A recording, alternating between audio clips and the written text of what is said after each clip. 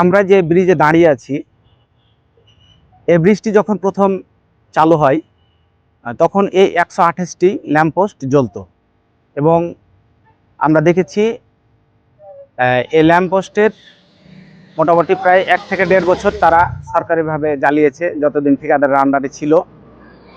তারপরে ল্যাম্পপোস্টগুলো আর জ্বালানো হতো না। কেন হতো না?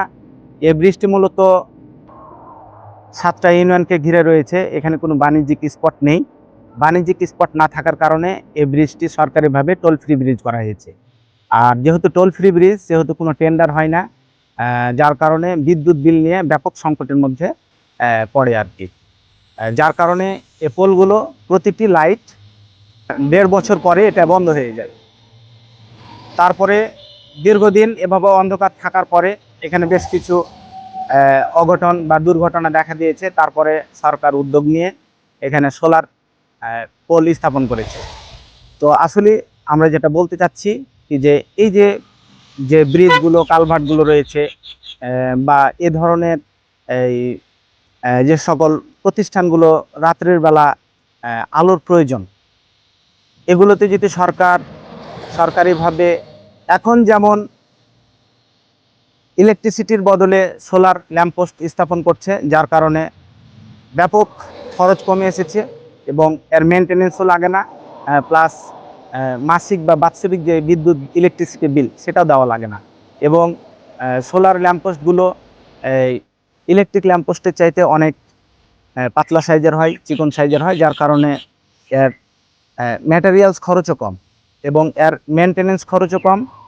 আর একটি সোলার ল্যাম্পপোস্ট আমরা দেখেছি কি যে প্রায় 10 থেকে 12 বছর কিংবা 15 বছর তার ব্যাটারিগুলো লংজিভিটি লাস্টিং করে, যার কারণে কোনো মেনটেনেন্স ছাড়াই আলোকিত অবস্থায় থাকে।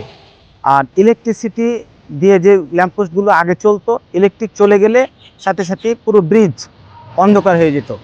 বর্তমান এই সিদ্ধান্ত নেওয়ার কারণে, সরকারের এই সিদ্ধান্তের কারণে বর্তমান এই ব্রিজটা সবসময় আলোকিত থাকে, যার কারণে দুর্ঘটনার সম্ভাবনাগুলো একেবারে কমে এসেছে। মানুষের নিরাপত্তাও বেড়েছে। সবসময় মানে আলোর এখানে একটা উচ্ছ্বাস চলছে আর কি। তো এভাবেই আমরা যদি সোলারের ব্যবহার দিন দিন বাড়াই, তাহলে বর্তমান আমাদের দেশের যে বৈদ্যুতিক সংকট, এই সংকটটা খুব সহজেই দূর হয়ে যাবে এবং জাতীয় গ্রিডে যদি চাপ কমে আসে, তাহলে অটোমেটিক আমাদের অর্থনীতিতে ব্যাপক একটা পরিবর্তন আসবে। এটা আমি আশা করছি আর কি।